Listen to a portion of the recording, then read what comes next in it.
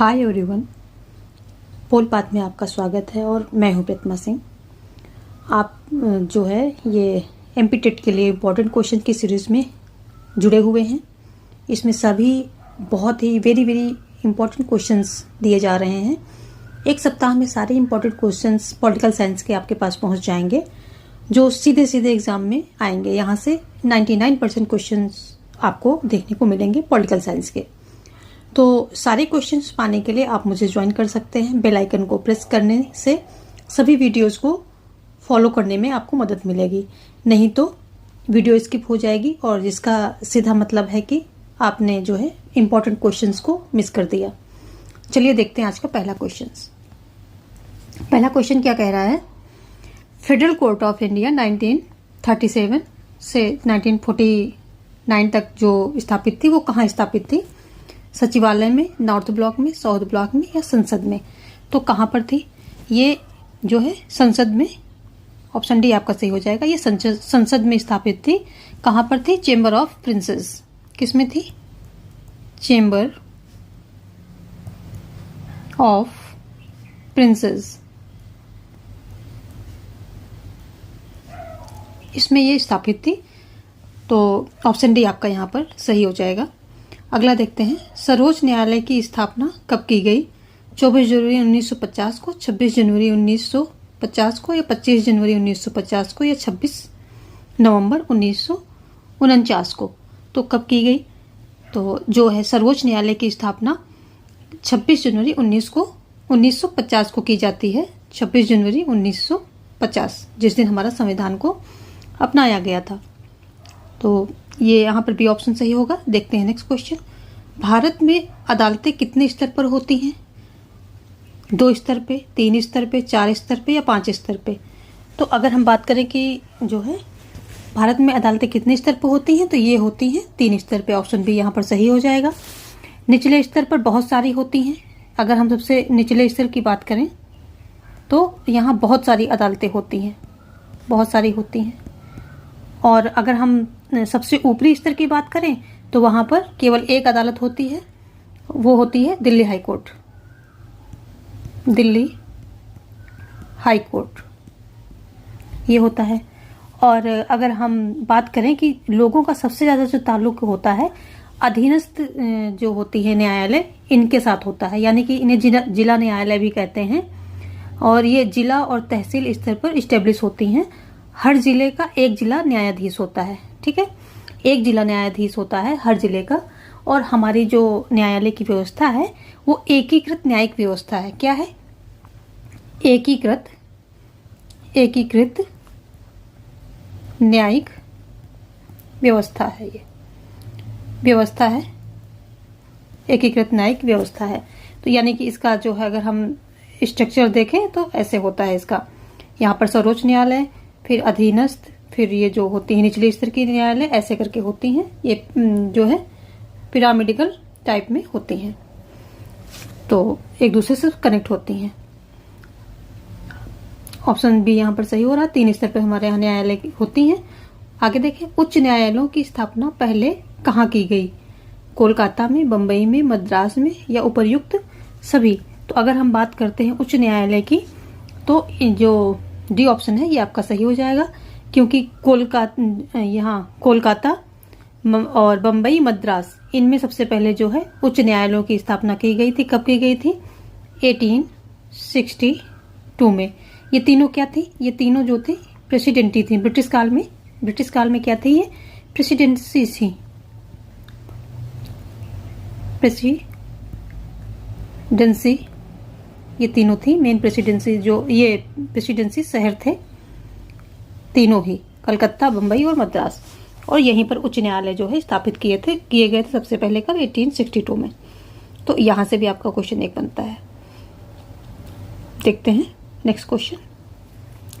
दिल्ली उच्च न्यायालय का गठन कब हुआ?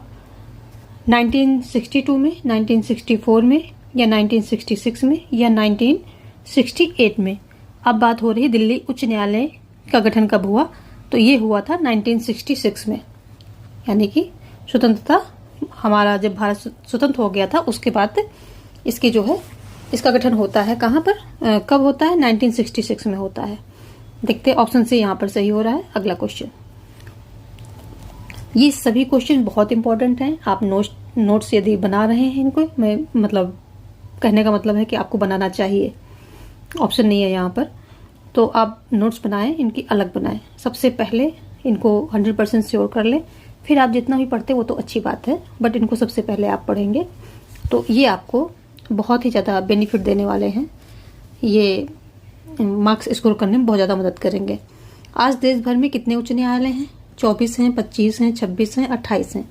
तो अगर हम बात करें तो आज 25 जो है उच्च न्यायालय हैं देश भर में। देखते हैं अगला, पंजाब और हरियाणा का साझा उच्च न्यायालय कहाँ स्थित है? पंजाब में या हरियाणा में या चंडीगढ़ में या उपर्युक्त कोई नहीं। तो पंजाब और हरियाणा का साझा जो उच्च न्यायालय है ये चंडीगढ़ में स्थित है। आगे देखते हैं, गुवाहाटी उच्च न्यायालय के क्षेत्राधिकार में कितने राज्य आते हैं? तो क्या उच्च न्यायालय का क्या होता है ना, कभी कभी जो है एक उच्च न्यायालय के अंडर जो है कई क्षेत्र आ जाते हैं, आसपास के कई क्षेत्र, और ये जो यूनियन टेरिटरी होती है इनके क्षेत्र भी आ जाते हैं जो आसपास होते हैं। तो यहाँ पर भी वही बात हो रही है कि 4 राज्य आते हैं गुवाहाटी उच्च न्यायालय के अंतर्गत क्षेत्राधिकार में, या 2 या 3 या 5। तो अगर हम बात करें कि गुवाहाटी उच्च न्यायालय के अंतर्गत कितने राज्य आते हैं, तो ये आते हैं 4। कौन कौन से हैं? असम,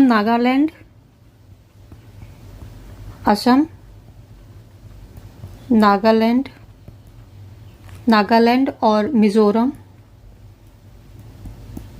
मिजोरम और कौन था? अरुणाचल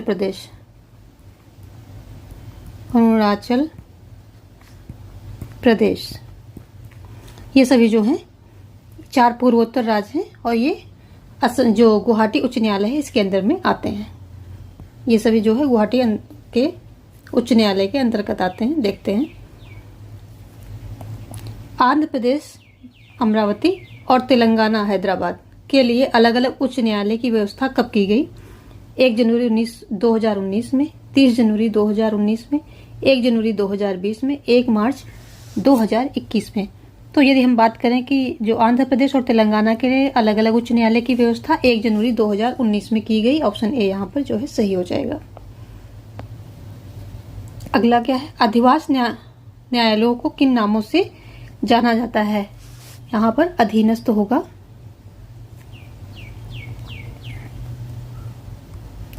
अधीनस्थ न्यायालय को किस नाम से जाना जाता है? ट्रायल कोर्ट, जिला न्यायालय, मेट्रोपॉलिटन मजिस्ट्रेट, सिविल जज न्यायालय। कोर्ट देख लेते हैं, 1 2 3 4 है या 1 2 3 है या 1 और 3 है या 1 और 4 है। तो अगर हम बात करें अधिष्ठित न्यायालय, तो ये जो है ऑप्शन ए यहाँ पर सही हो जाएगा, क्योंकि अधीनस्थ न्यायालय के बहुत सारे नाम होते हैं और जितने ऊपर दिए गए हैं ये सभी सही हैं। इसके अलावा जो और हैं वो भी देख लीजिए। मेन में प्रधान न्यायिक मजिस्ट्रेट,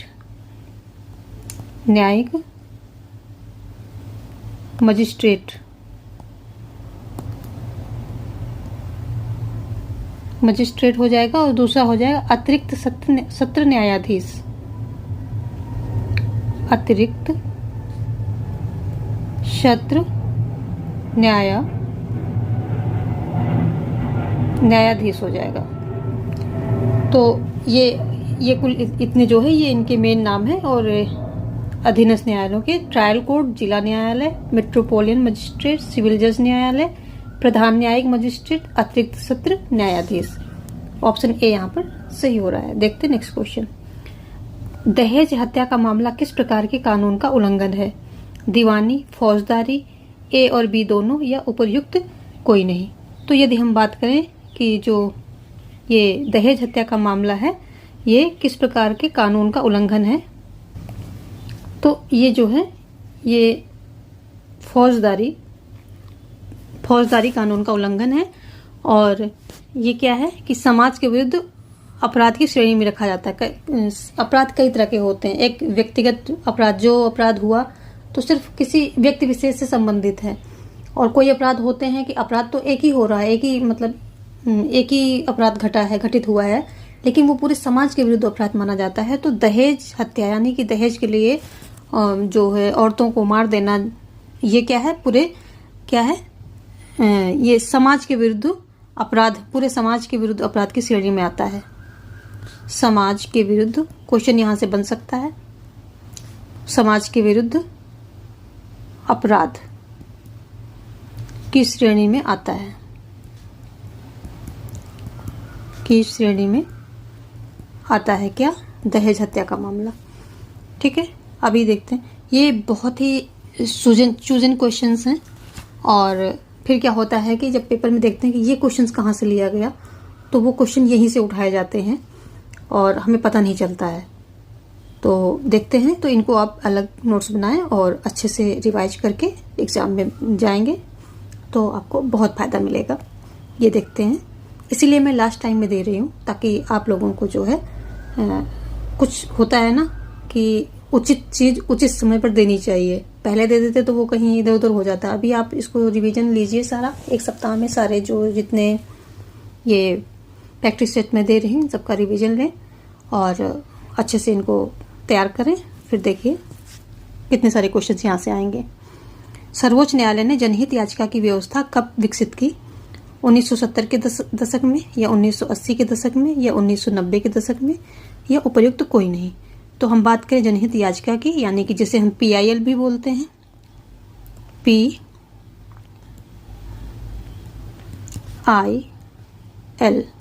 पब्लिक इंटरेस्ट लिटिगेशन इसको बोलते हैं इंग्लिश में।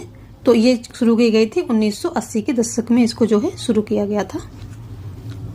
आगे देखते हैं, बी ऑप्शन यहां पर सही हो रहा है। मिड डे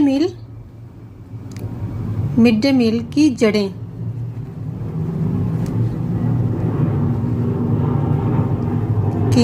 निम्न में से किससे जुड़ी हैं? PUCL से, या सरकारी योजना से, या योजना आयोग से, या उपर्युक्त कोई नहीं।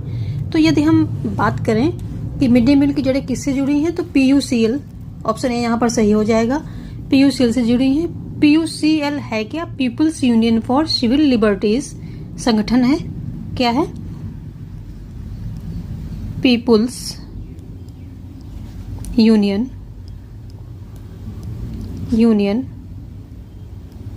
फॉर सिविल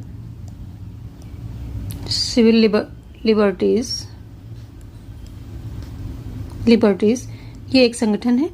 और इसके द्वारा जो है 2001 में क्या हुआ कि राजस्थान और उड़ीसा में सूखे से भोजन का संकट आ गया। इतना सूखा पड़ा कि मतलब जो गरीब लोग थे उनके सामने भोजन का संकट आ गया। और फिर इसी संगठन ने क्या किया कि एक याचिका दायर की और कहा कि जो ये भोजन का अधिकार है ये 21 यानी कि जीवन और जीवन की स्वतंत्रता, जो जिसमें जीवन का अधिकार दिया गया है उसके अंतर्गत आता है। क्योंकि अगर भोजन ही नहीं मिलेगा तो इंसान जिंदा कैसे रहेगा। तो इसने ये याचिका दायर करते हुए कहा कि भोजन का अधिकार जो है जीवन के अधिकार के अंतर्गत आता है। यानी कि 21 में भोजन का अधिकार भी है, जो अनुच्छेद 21 है इसमें भोजन का अधिकार भी है। तब जो है ये सुप्रीम कोर्ट ने क्या किया कि एक ऑर्डर दिया, पास किया कि राशन की दुकानें जो है सस्ती राशन की दुकानें लगाई जाए, जिसमें कि सस्ते दाम पे राशन दिया जाए और स्कूलों में दोपहर में भोजन दिया जाए बच्चों को। तो ये सब जो है चीजें की गई और तब फिर से वहीं से ये मिड डे मील का एक प्रकार से व्यवस्था शुरू हुई। अब जो है काफी सभी स्कूलों में मिल रहा है, लेकिन जड़ें इसी जो है PIL में है। इसने शुरू किया तो जो उन बच्चों के सामने भोजन का संकट था परिवारों के सामने, तो उनके बच्चे जो स्कूल में जाते थे उनको भोजन दिया जाने लगा कि कम से कम एक टाइम वो भरपेट अच्छा भोजन कर पाए। और इसमें जो है 2 खाद्य आयुक्तों की भी नियुक्ति की थी कि जिसमें ये सारी रिपोर्ट को सरकार को बोला था कि ये सारा व्यवस्था करो। तो सरकार ने, और सरकार कर रही कि नहीं कर रही, तो 2 खाद्य आयुक्तों को नियुक्त किया था ताकि ये सब सरकार के ऊपर निगाह रख सके कि सरकार क्या योजना बना रही है और क्या नहीं बना रही। आगे क्या है? आगे क्या है? स्ट्रीट ट्रेडर्स विनियमन अधिनियम कब आया? 2014 में, 2015 में, या 2016 में, या फिर उपयुक्त कोई नहीं। तो ये आया था 2014 में। ऑप्शन ए यहाँ पर सही हो जाएगा। देखते हैं इसमें मामला क्या था, जो स्ट्रीट ट्रेडर्स जो फुटपाथ पर दुकानें लगाते हैं, फुटपाथ पर अपना सामान बेचते हैं, तो उनके बारे में ये अधिनियम लाया गया था। कब लाया गया था? 2014 में। अगला है हासिमपुरा के 45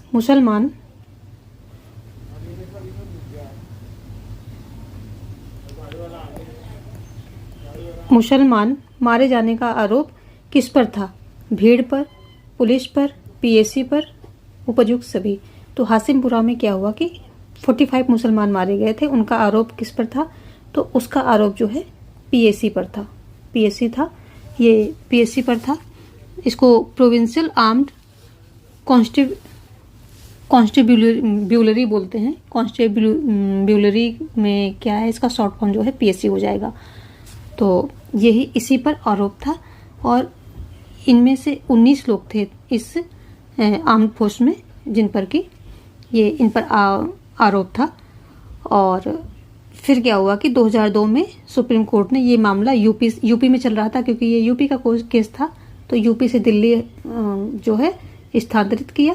और तब फिर दिल्ली हाई कोर्ट ने 31 अक्टूबर 2018 में इन आरोपियों को दोषी ठहराया। कब? 31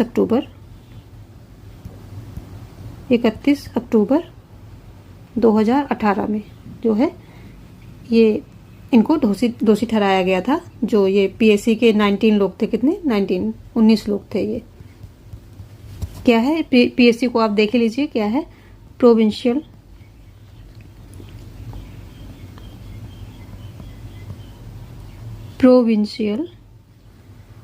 आर्म्ड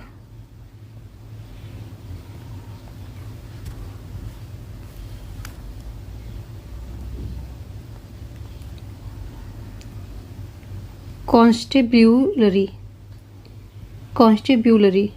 ये जो है पीएससी का मतलब होता है। देखते हैं ऑप्शन सी यहाँ। 17 किस अनुच्छेद के तहत नागरिकों को वकील मुहैया कराने की जिम्मेदारी राज्य को सौंपी गई है?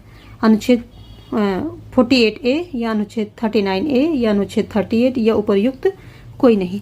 तो यदि हम बात करें कि किस अनुच्छेद के तहत जो है राज्य की ये जिम्मेदारी है कि गरीब या किसी और वजह से वकील अगर कोई व्यक्ति नहीं कर पाता है, गरीबी की वजह से या कोई और भी वजह हो सकती है, अगर कोई व्यक्ति वकील नहीं कर पाता है तो राज्य उसको जो है, ये राज्य की जिम्मेदारी है कि उसको उसके बचाव के लिए एक वकील मुहैया कराएगा। तो ये 39A के तहत ये प्रावधान किया गया है। अनुच्छेद 39A सही हो जाएगा। बी ऑप्शन आपका सही हो जाएगा, अनुच्छेद 39A।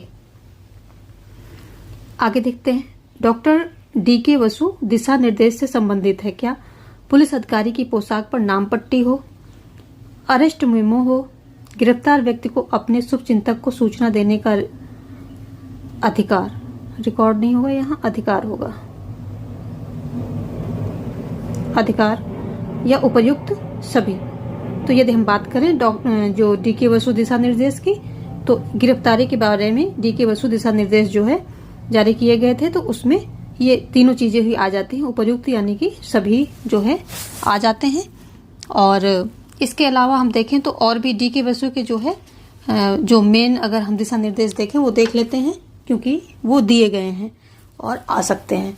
तो एक तो नाम पट्टी होनी चाहिए जिसमें कि साफ साफ सब कुछ दिख रहा हो, अंकित हो, साफ हो ना, साफ रूप से सब उसमें अंकित हो। नाम जो भी है वो साफ हो, ऐसा नहीं कि बस उसको नाम के लिए तो नाम पट्टी लगी है, पढ़ने में समझ नहीं आ रहा, समझ में भी आना चाहिए। और दूसरा क्या है कि ये गिरफ्तारी संबंधी पूरी जानकारी जो है एक ये जो अरेस्ट मेमो है इसमें होगी। और इसमें जो है गिरफ्तारी का समय, तारीख और सत्यापन के लिए कम से कम एक गवाह होना चाहिए। ये सब चीजें इसमें, तारीख वगैरह सब अरेस्ट मेमो में, और कारण ये सब जो है होना चाहिए। अरेस्ट जो है मेमो के रूप में एक कागज तैयार करना होगा जिसे अरेस्ट मेमो बोलते हैं। उसमें गिरफ्तारी संबंधी पूरी जानकारी होगी, इसके बारे में बात हो रही है। फिर क्या होगा कि एक गवाह होना चाहिए, परिवार का व्यक्ति भी हो सकता है वो, कि अगर गिरफ्तारी हो रही है तो किसी के सामने गिरफ्तारी होगी जिसका एक गवाह होना चाहिए। यानी कि एक गवाह, गिरफ्तारी का एक गवाह होना चाहिए, वो चाहे परिवार का सदस्य हो या कोई और हो, तो ताकि वो गवाही दे सके, कोई जरूरत पड़े कि हाँ इसकी गिरफ्तारी हुई है। और क्या था इसका कि गिरफ्तार व्यक्ति को मेमो पर हस्ताक्षर होने चाहिए, यानी कि गिरफ्तार जो व्यक्ति गिरफ्तार होने वाला है, गिरफ्तारी से पहले उसको जो है वो जो अरेस्ट मेमो है इस पे उसके हस्ताक्षर ले लिए जाएंगे। तो ये सारी बातें हैं जो है इनके संबंध में दिशा जो डीके वसु दिशा निर्देश है इसमें बताई गई थी।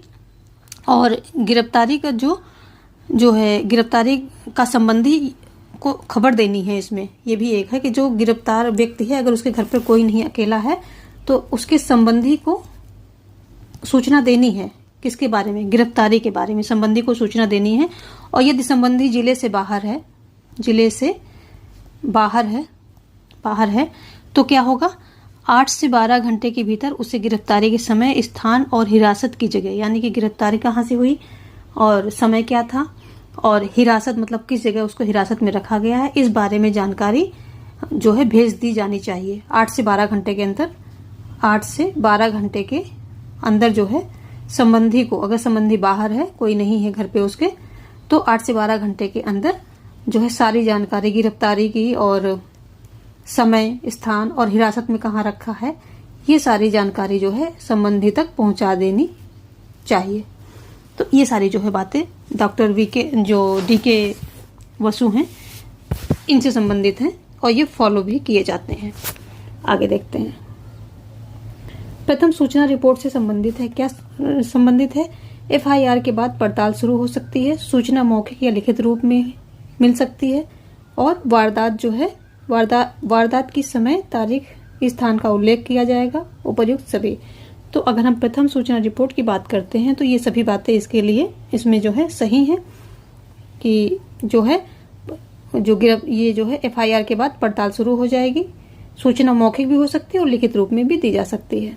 जो शिकायत करता है वो मौखिक भी शिकायत कर सकता है और लिख के भी दे सकता है। और वारदात के समय, तारीख, स्थान का उल्लेख जो है उसमें किया जाएगा। एक फॉर्म होता है एफआईआर का, एक अलग से फॉर्म होता है, तो उसको जो है उसी में सारी बातें ये की जाती हैं। और एफआईआर की एक नकल मुफ्त में अधिकारी पाने का अधिकार है, यानी कि अगर आप शिकायत कराने जा रहे हैं, सारी शिकायत आपने करा ली, तो जिस एफआईआर फॉर्म पे सारी शिकायत हो गई है तो उसकी एक आपको फोटोकॉपी लेने का अधिकार है, आप ले सकते हैं।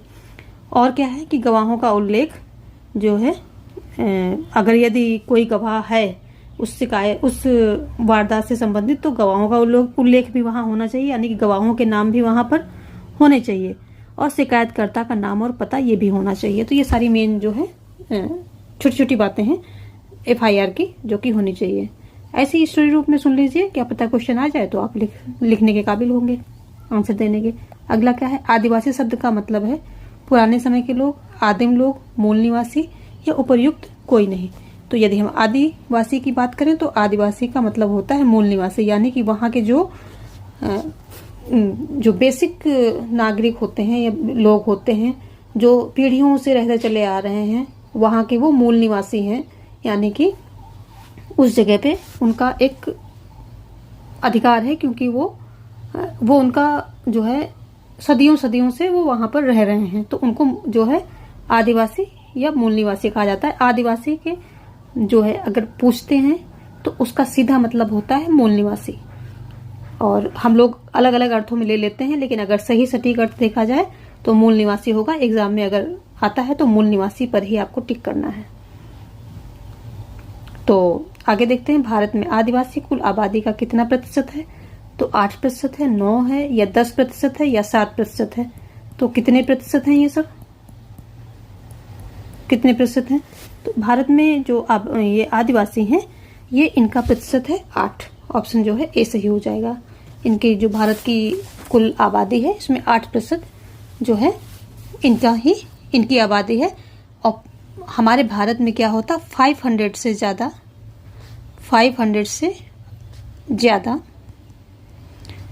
तरह के आदिवासी समूह हैं, ज्यादा जो है आदिवासी समूह है यहाँ पर, मतलब इतना जो है रिच है आदिवासी समूह है। तो ऑप्शन यहाँ पर 8% हो जाएगा इनका। देखते हैं आगे, उड़ीसा में कितने तरह के जनजाति समूह रहते हैं? 50 प्रकार के, 60 प्रकार के या 70 प्रकार के या 80 प्रकार के? तो अकेले उड़ीसा में 60 प्रकार के जनजातीय समूह रहते हैं, यानी कि आदिवासी जो है रहते हैं। अकेले उड़ीसा में देख लीजिए 60 प्रकार के समूह, यानी कि 7 प्रकार की जनजातियां वहां पर समूहों की रहती हैं। और आदिवासियों को सरकारी दस्तावेज में क्या कहते हैं? अनुसूचित जनजाति। ये भी देख लीजिए, अनुसूचित जनजाति। सरकारी लैंग्वेज में बात करें तो, या सरकारी दस्तावेज की हम बात करें तो, सरकारी लैंग्वेज की बात करें तो अनुसूचित जनजाति बोलते हैं इनको। और इनकी हमारे भारत में बहुत से जो है राज्य हैं, इनमें इनकी काफ़ी अधिक संख्या है, जैसे कि छत्तीसगढ़, मध्य प्रदेश, झारखंड, उड़ीसा, गुजरात और महाराष्ट्र, राजस्थान, आंध्र प्रदेश, पश्चिम बंगाल, उत्तर पूर्व के राज्य में हो गया, जैसे कि अरुणाचल प्रदेश, असम, मणिपुर, मेघालय, मिजोरम, नागालैंड, त्रिपुरा। ये सभी जो हैं आदिवासियों के मतलब ये मेन जो है राज्य हैं। और इनका जो अगर हम देखें इनकी संस्कृति के बारे में, तो ये ऊंच नीच का इनमें जो है फर्क नहीं होता है, क्योंकि इनके यहाँ कोई ऐसा वर्ग जैसा, क्लास जैसी कोई व्यवस्था नहीं होती है। और जैसे जाति वर्ण, जैसे ये जाति वगैरह हमारे यहाँ चलती है, और राजा के शासन वगैरह चलते थे, उसमें भी क्लासेस होती थी। ये सब इनके यहाँ नहीं होता। इनके यहाँ सब इक्वल होते हैं, बराबर होते हैं। प्राकृतिक संसाधनों पर ये डिपेंड होते हैं, और ये बिल्कुल जो है बराबर होते हैं। इनमें कोई ऊंचा नहीं, कोई नीचा नहीं। तो इनका जो है एक अलग ही प्रकार का जो है समुदाय होता है, बिल्कुल अलग। हमारे सोसाइटी से, हमारे समुदाय से इनका समुदाय बिल्कुल अलग होता है। और अगर बात करें तो उड़ीसा में 60 प्रकार से ज्यादा जो है कहाँ रहती हैं? उड़ीसा में जो है जनजाति रहती है, समूह इतने प्रकार के रहते हैं। अगला है, आदिवासी के घर में किसकी पूजा की जाती है? प्रकृति की, पुरखों की, पर्वत नदी एवं पशु की, या उपर्युक्त सभी की। तो बात करें यदि, तो आदिवासी घर में इन्हीं प्रकृति की और पुरखों की, पर्वत नदी, पशु, इन्हीं सब की पूजा की जाती है। तो ऑप्शन डी जो है आपका यहाँ पर सही हो जाएगा। देखते हैं अगला क्वेश्चन 24 क्या कहता है? न्यामगिरी पहाड़ी संबंधित है। जो ये न्यामगिरी है क्या है? ये एक पहाड़ी है, पर्वत है। ये किससे संबंधित है? डोंगरिया कोड से। ये क्या है? ये जनजाति आदिवासी समूह है, जनजातीय समूह है, या फिर गोंड से, या संथाली से, या उपयुक्त कोई नहीं। तो जो न्यामगिरी पहाड़ी है, ये डोंगरिया कोट जो है किससे जनजाति से, आदिवासी जो होते हैं इनसे संबंधित है। कौन से आदिवासी? डोंगरिया कोंड। तो न्यामगिरी पहाड़ी उड़ीसा के कालाहांडी जिले में है। कहाँ है? उड़ीसा के कालाहांडी जिले में है। और डोंगरिया जो ये आदिवासी होते हैं इसको पवित्र मानते हैं, पवित्र पर्वत मानते हैं। क्या मानते हैं? पवित्र पर्वत मानते हैं, पवित्र पर्वत मानते हैं। इनके लिए ये बहुत ही पवित्र है। क्या? न्यामगिरी पहाड़ी। और लेकिन यहाँ पर बात क्या है कि ये क्यों सुर्खियों में है, क्यों चर्चा में आया है कि बड़ी एल्युमिनियम कंपनी यहाँ खान और शोधक संयंत्र लगाना चाहती है, और आदिवासी और पर्यावरणवादी जो हैं, यानी कि जो एनवायरमेंटलिस्ट हैं, ये दोनों मिलकर के विरोध किया है इसका, और सर्वोच्च न्यायालय में कंपनी के खिलाफ जो है मुकदमा चल रहा है। तो इसलिए ये सुर्खियों में है। तो ये भी एक इम्पॉर्टेंट क्वेश्चन। ऐसे क्वेश्चन आते हैं घूमे हुए जिनका आप जो नॉर्मल संविधान, पॉलिटी, इन सब से अलग होते हैं और हमारे देश के बारे में होते हैं, हर समुदाय, हर क्षेत्र से संबंधित होते हैं। तो ऐसे क्वेश्चन उठाए जाते हैं, और ये इनको आप नोट डाउन अलग कर लीजिएगा। ऑप्शन ए यहाँ पर सही हो जाएगा। इसलिए पीछे की थोड़ी थोड़ी स्टोरी बताते जा रहे हैं, क्योंकि अगर थोड़ा सा क्वेश्चन इधर उधर करके पूछते हैं तो वो भी आपको पता हो, आप टिक कर लें। टिक ही करना है, रटना नहीं है, एक कॉन्सेप्ट क्लियर होना चाहिए बस। अगला है, आदिवासी कितने तरह के पौधों का प्रयोग करते हैं, यानी कि उनके कितने प्रकार के पौधों का वो प्रयोग करते हैं, और उनको ज्ञान भी होना चाहिए। जब पौधों का प्रयोग कर रहे हैं तो तभी प्रयोग करेंगे कि उनके पास नॉलेज भी उतने प्रकार के पौधों का है। तो 10,000, 8,000, 3,500 या 325। तो अगर हम बात करें कि आदिवासी कितने तरह के पौधों का उनके पास नॉलेज है और प्रयोग भी करते हैं, तो 10,000। देखिए कितनी बड़ी संख्या है। और इनको जब इनके घर से बेघर कर दिया जाता है तो इनका ये नॉलेज खत्म हो जाता है, और पौधों का जो उपयोगिता होती है पूरे, जब इनके पास नॉलेज है तो इनकी नॉलेज से क्या होता है, पूरे समाज को उसका फायदा मिलता है। अब ये जब इनको जंगलों से बेघर किया जाता है, ये जितने भी डेवलपमेंटल कार्य चलते हैं, नीतियाँ चलती हैं, योजनाएं चलती हैं, तो सबसे ज़्यादा यही विस्थापित होते हैं। तो इनका नॉलेज चला जाता है, इनका तो अपने इनका नुकसान होता ही है, क्योंकि छोटी मोटी नौकरी करके इनको गुजारा करना पड़ता है।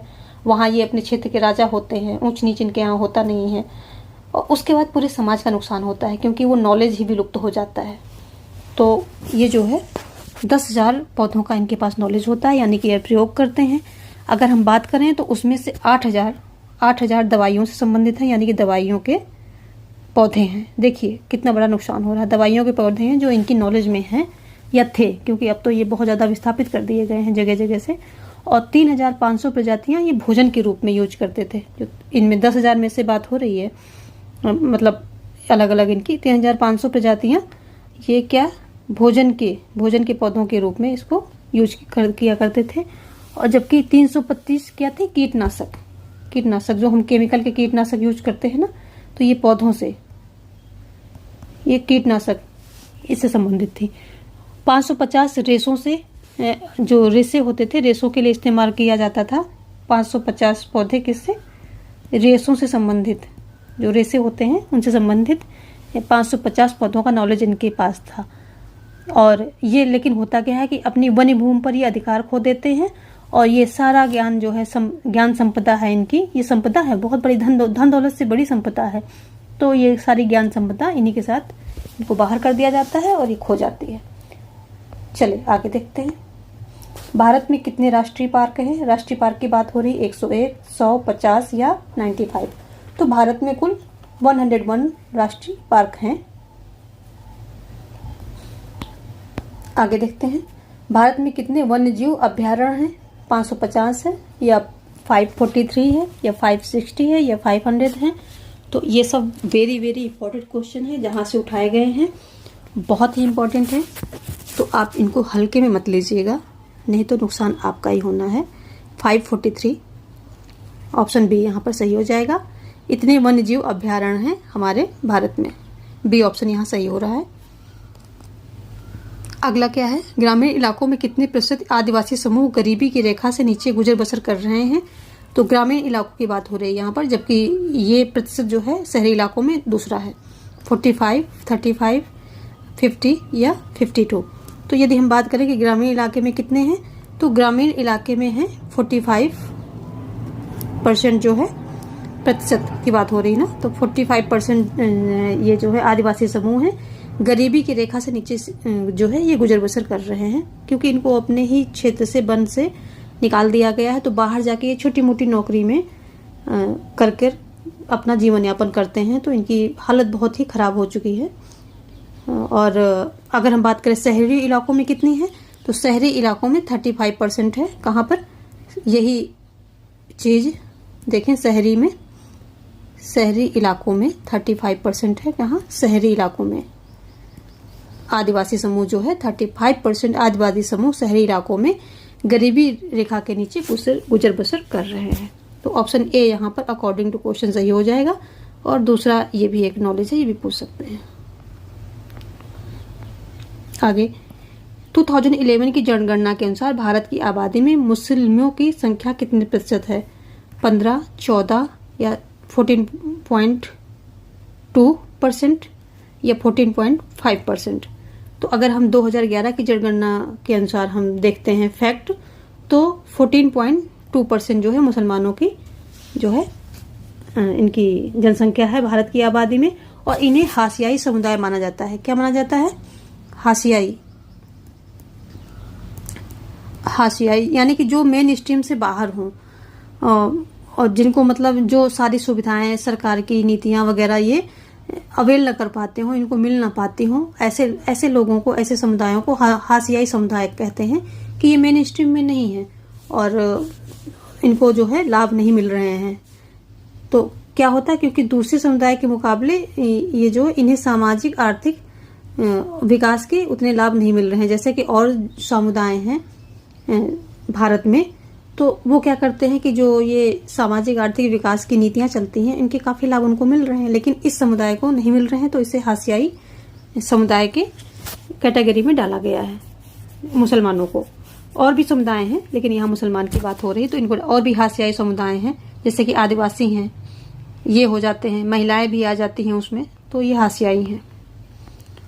आगे देखते हैं, सच्चर समिति किससे संबंधित है? मुस्लिम समुदाय से, हिंदू समुदाय से, सिख समुदाय से या ईसाई समुदाय से? तो सच्चर समिति मुस्लिम समुदाय से संबंधित है। ऑप्शन ए यहाँ पर सही हो जाएगा। सच्चर समिति जो है ये सरकार ने कब 2005 में एक उच्च स्तरीय समिति का गठन किया था। कब किया था? 2005 में किया था। उच्च स्तरीय समिति ये बनाई गई थी, क्योंकि इसको जो है पूरा खाका निकालना था मुसलमानों के रहन सहन का और उनका जो है गिरिदशा का। और न्यायमूर्ति राजेंद्र सच्चर कौन थे? राजेंद्र सच्चर जो थे इसकी अध्यक्षता कर रहे थे। इसके क्या थे? अध्यक्ष थे। उन्होंने अध्यक्षता की थी। और इस समिति ने भारत में क्या किया था कि मुस्लिम समुदाय की सामाजिक, आर्थिक और शैक्षणिक स्थिति का जायजा लिया था। कौन कौन सी? सामाजिक,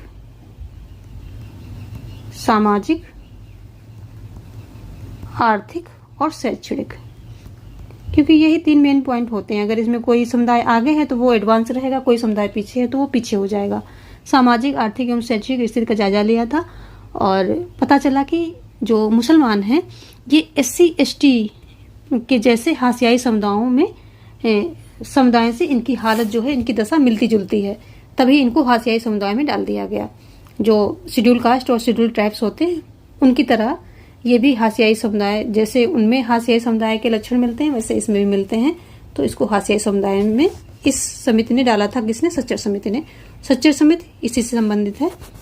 आगे देखते हैं। सच्चर समिति की रिपोर्ट में मुस्लिमों के बारे में बताया गया है। क्या बताया गया? 66% बच्चे सरकारी स्कूल में पढ़ते हैं, 30% बच्चे निजी स्कूल में पढ़ते हैं, 4% मदरसे में पढ़ते हैं और उपर्युक्त सभी। तो सच्चर समिति की रिपोर्ट में ये मुसलमानों पे आरोप होता है कि भाई ये अपने बच्चों को मदरसे में ही पढ़ाते हैं और कहीं भेजना ही नहीं चाहते हैं, मदरसे से निकलना ही नहीं चाहते हैं। तब इस समिति ने जो है खोजबीन करके मतलब जो है सारे फैक्ट इकट्ठा किए और उसने बताया कि ऐसा जो लोग कहते हैं मान्यता है ऐसी गलत है, क्योंकि सिर्फ 4% मदरसे में पढ़ते हैं और 30% निजी स्कूल में पढ़ते हैं, जो कि सक्षम होते हैं तो वो निजी स्कूल में पढ़ा लेते हैं, और 66% बच्चे सरकारी स्कूल में जो भारत सरकार के द्वारा जो है स्कूल चलाए जा रहे हैं उसमें पढ़ते हैं। तो यहाँ उपर्युक्त सभी जो है सही हो जाएगा। और इसने एक बात और कही थी कि 6 से 14 साल के बच्चे जो होते हैं मुसलमानों के, तो ये 25% बच्चे, 25% कहाँ से?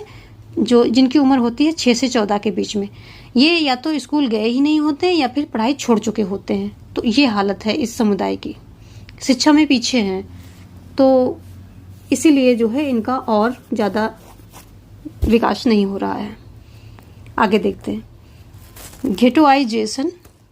घेटोआइजेशन होगा यहाँ पर।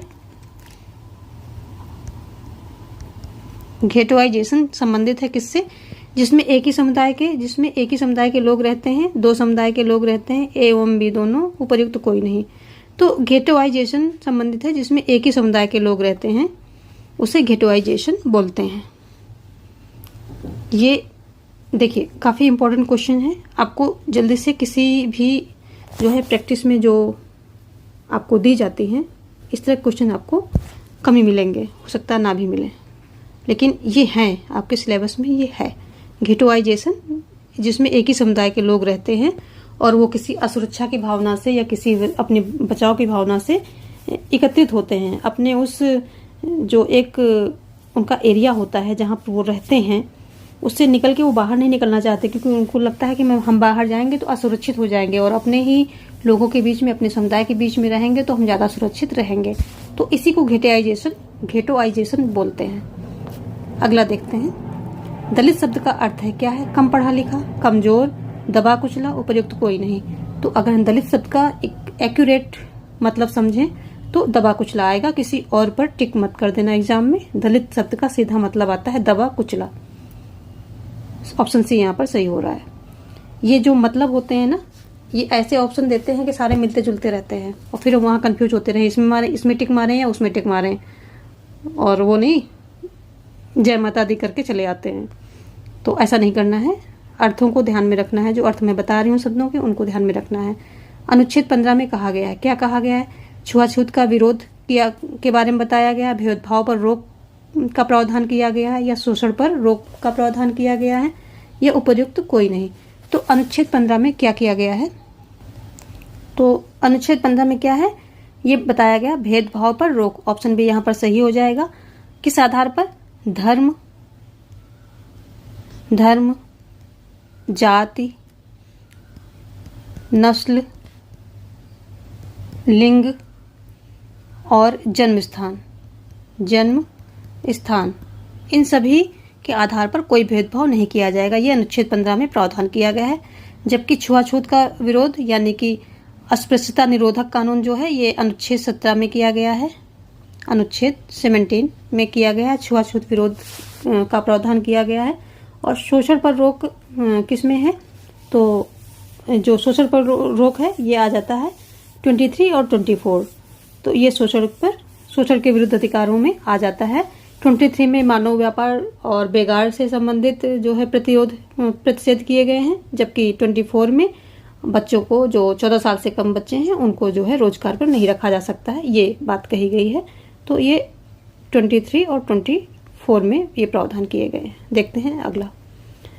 कबीर जो है किस सदी में समाज सुधारक कवि थे?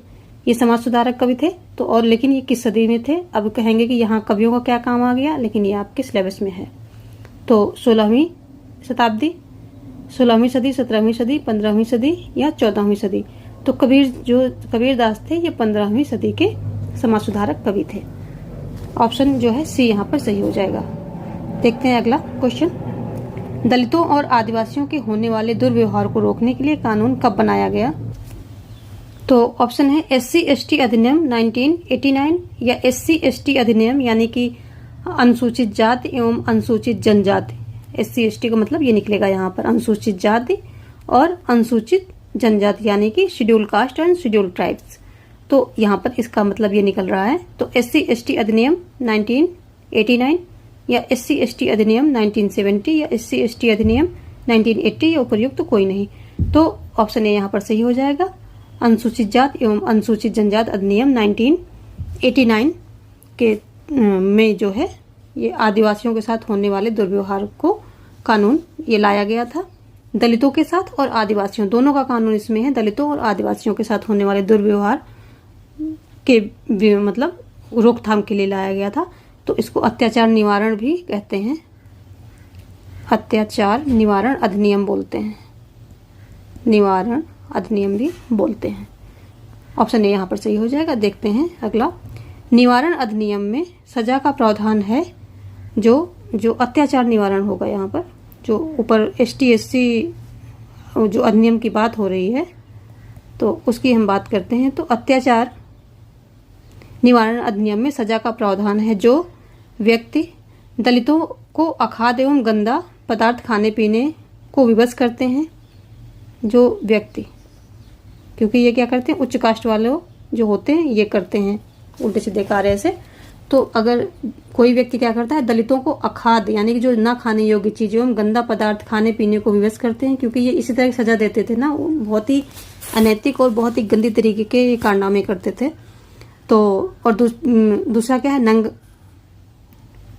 ये दूसरा था कि नंगा घुमाते हैं, यानी कि लोगों को नंगा कर करके घुमाते हैं। तो सोचिए कि उनका जीवन आगे कैसा होता होगा, पूरा जीवन ही उनका नर्क बन जाता होगा अगर वो, और मतलब एक प्रकार से वो मेंटली डिस्टर्ब हो जाते होंगे। इस तरह से ऐसे अमानवीय कृत्य करते थे। और नंगा करके घुमाना और चेहरे पे किसी प्रकार का जैसे काला कोयला पोत देना, ऐसे करके गधे पे बिठा के घुमाना, ये सब जो चीजें हैं, नंगा करके घुमाना, नंगा करके घुमाना, नंगा करके घुमाना और चेहरे पे रंग लगाना, गुलामों की तरह काम करवाना, ठीक है, गुलामों की तरह काम जो करवाते हैं उन्हें, इन सभी पर तो उपयुक्त सभी यहाँ पर हो जाएगा।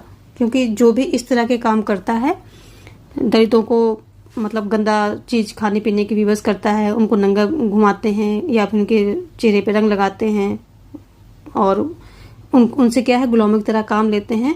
और तो इन सभी को जो है सजा का प्रावधान है। इसके अलावा क्या है, उनकी अगर ज़मीन सरकार द्वारा उनको आवंटित की गई है तो क्योंकि ये दबदबा इनका होता है सवर्ण जातियों का, तो ये क्या करते हैं उनकी ज़मीन ले लेते हैं, खेती करने लगते हैं। तो उनकी ज़मीन पर अगर कोई खेती करता है लेकर के तो उसको भी सजा दी जाएगी।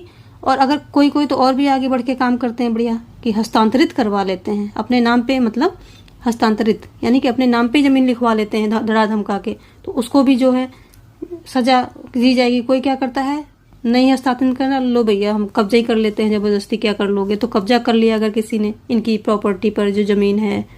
और या फिर जो SC ST है, कोई महिला है, उसको अपमानित करना। जैसे SC ST की जैसे ये महिलाएं होती थी, इनको भी बहुत अपमानित करते थे। तो अगर कोई इनको महिला को अपमानित कर रहा है तो ऐसे लोगों को पर पूरा सजा का एक लिस्ट बनाई गई है, बढ़िया सजा उनको दी जाएगी क्योंकि ये इनके ऐसे कुकृत्यों के लिए उनके लिए सजा का प्रावधान है। तो कौन कौन से हैं? नंगा करके नहीं घुमा सकते, चेहरे पे रंग लगाने में, गंदा खाना पीना देने में, गुलामों की तरह रखने में, जो खेती पर जो उनकी ज़मीन है उस पर खेती करने में, कि उनकी ज़मीन अपने प्रॉपर्टी अपने नाम करवाने में, कब्जा करने में, महिला को अपमानित करने में, इन सब चीज़ों में। तो बस एक स्टोरी की तरह है, समझ लीजिए, क्वेश्चन में आ जाए टिक कर दीजिए। जानना बहुत ज़रूरी है, मेन चीज़ वो है। याद करने वाली चीज़ें तो बहुत कम होती हैं, बाकी तो सब कॉन्सेप्ट होता है। ये क्या है? Employment of manual scavengers and construction of dry latrines act कब पारित किया गया? तो इसका क्या मतलब हुआ, जो मैनुअल स्कैवेंजर्स हो, जो मैनुअली यानी कि हाथ से सफाई करते हैं गंदगी की, तो उनके एम्प्लॉयमेंट यानी उस तरह के एम्प्लॉयमेंट का खात्मा कर दिया जाएगा। और कंस्ट्रक्शन ऑफ ड्राई लैट्रिन, जो ड्राई लैट्रिन होते हैं जिसमें पानी का यूज नहीं होता है, तो उन लैट्रिन का बनाना भी अब बंद कर दिया जाएगा। तो ये एक्ट पारित किया गया। कब पारित किया गया? क्योंकि इसमें क्या होता, जो ड्राई लैट्रिन बनती थी वो भी ये मानव यानी मनुष्य को, जो निचले कास्ट वाले होते थे, इनको साफ करना पड़ता था। और जो एम्प्लॉयमेंट इस तरह के होते थे गवर्नमेंट, उसमें जो नौकरियां थी, तो उस एम्प्लॉयमेंट में भी मैनुअली जो है लोगों को क्या करना पड़ता था कि सफाई करनी पड़ती थी गंदगी की, जो लैट्रिन्स वगैरह है इनकी।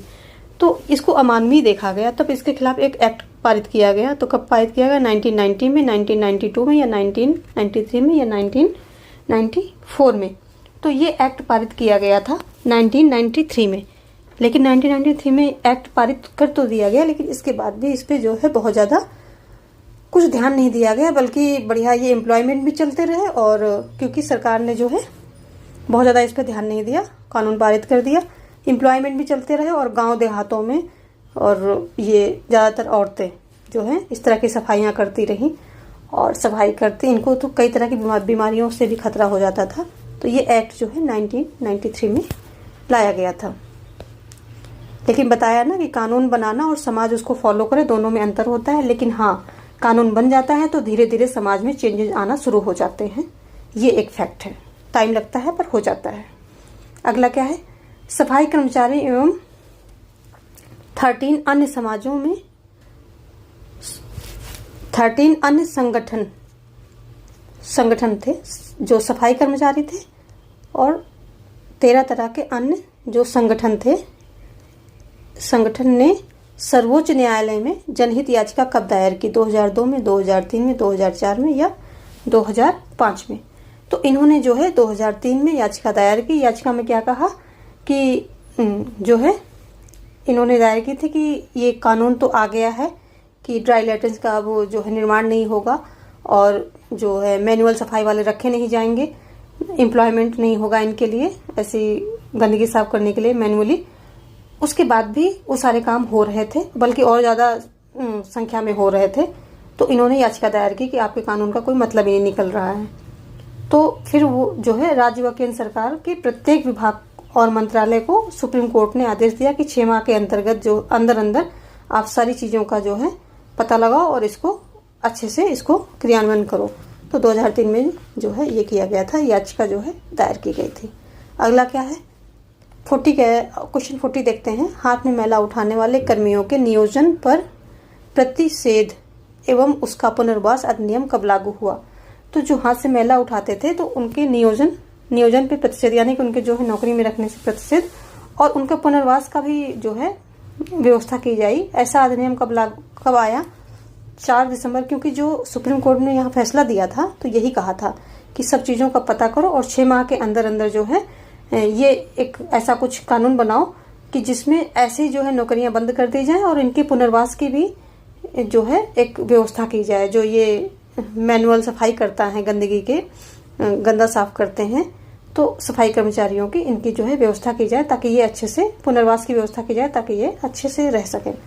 तो ये जो है यहाँ पर आदेश दिया था, तो उसी के चलते तो हाथ से मैला उठाने वाले, इसमें ये आते सफाई कर्मचारी के अंतर्गत हाथ से मैला यानी कि लैट्रिन उठाने वाले कर्मियों के नियोजन पर प्रतिषेध, यानी कि उनकी नौकरियों पर प्रतिषेध और उनका पुनर्वास अधिनियम कब लागू हुआ? 4 दिसंबर 2008 में या 6 दिसंबर 2013 में या 1 दिसंबर 2013 में या 4 दिसंबर 2013 में। तो ये लागू हुआ था 6 दिसंबर जो है 2013 में लागू हुआ था, ये अधिनियम लागू हो गया था। आगे देखते हैं। अनुसूचित जनजाति एवं परंपरागत वनवासी अधिनियम कब पारित किया गया? 2006 में, 2008 में, 2009 में या 2010 में? तो ये पारित किया गया था 2006 में और इसमें ये कहा गया था कि जो ये परंपरागत वनवासी अधिनियम है, इसमें ये कहा गया था कि ये जो जनजाति हैं और ये जो वनवासी हैं, इनको क्या है कि जहाँ इनका घर होगा वहाँ की आसपास की ज़मीन में ये खेती कर सकते हैं और जो गैर लकड़ी के जो पौधे हैं उनका इस्तेमाल कर सकते हैं, जिसमें कि लकड़ी वगैरह नहीं है। गैर लकड़ी वन उत्पादों पर जो है इनके अधिकार को भी मान्यता दी गई थी। ये सारी बातें जो हैं इसमें कही गई थी और ये 2006 में पारित हुआ था। आगे देखते हैं। वन अधिकार अधिनियम संबंधित है कि वन्य समुदायों को अधिकार दिया गया। जो वन अधिकार जिसकी बात हमने की, जो 2006 में आया था, तो ये संबंधित किससे है? ये आसपास की जमीन पर जो है ये खेती कर सकते हैं। क्या कर सकते हैं? खेती। आसपास की जमीन पर खेती, खेत एवं चराई योग्य जमीन पर इनका जो है अधिकार होगा ताकि ये अपने जानवरों वगैरह को चरा सकें। और वन एवं जैविकता संरक्षण पर भी जो है इनको अधिकार दिए गए थे, क्योंकि इनको ज़्यादा नॉलेज है कि वन और जो वन की जैविकता है इसके संरक्षण का इनके पास ज़्यादा नॉलेज है, तो इनको भी ये अधिकार दिया गया था। और इसके अलावा गैर लकड़ी वन उत्पादों पर इनके अधिकारों को मान्यता दी गई थी कि जिसमें गैर लकड़ी यानी कि पेड़ों की कटाई वगैरह ना हो, तो ऐसे जो है गैर लकड़ी वन उत्पादों यानी कि जड़ी बूटियां हैं, जो थोड़े छोटे छोटे हर्ब्स हैं, छोटे छोटे पेड़ पौधे होते हैं, उसमें ये बहुत सारे भोजन, साग सब्जी, दवाइयाँ, ये सब चीज़ें, रेसे वैसे ये बहुत सारी चीज़ें, कीटनाशक, इन सब चीज़ों में यूज करते हैं। तो इन पर भी इनके जो है अधिकारों को मान्यता दी गई है। जो गैर लकड़ी वन उत्पाद हैं इन पर जो है इनके अधिकारों को मान्यता दिया गया है, क्योंकि ये वहीं के बासिंदे थे और इनके साथ एक बार जब शुरू में जो है वनों का संरक्षण की बात आई तो इनको बिल्कुल ही वनों से बाहर कर दिया गया। लेकिन फिर जो है आगे कुछ अधिनियम जो कानून लाए गए जिस पर कुछ चीज़ों में इनका अधिकार वापस इनको दिया गया। तो जो है यहाँ पर हो जाएगा उपर्युक्त सभी प्लस ये इतनी चीज़ों में इनको अधिकार दिए गए थे वन के अंदर दोबारा जब कानून पारित होता है। तो देखते हैं 42 क्वेश्चन से हमने कवर कर लिए और ये सभी क्वेश्चंस बहुत बहुत इंपॉर्टेंट हैं। इनको आप अलग नोट्स बनाइए, अच्छे से रिवीजन कीजिए, लर्न कीजिए, कॉन्सेप्ट को समझिए, एक्सप्लेनेशन पूरा सुनिए, ताकि आपको जो है कॉन्सेप्ट अगर समझ में आ गया तो आप इधर उधर से क्वेश्चन भी आ जाते हैं तो टिक करने में आपको आसानी रहती है, कन्फ्यूजन नहीं रहता है। मिलते हैं कल कुछ और इम्पोर्टेंट प्रश्नों के साथ। धन्यवाद।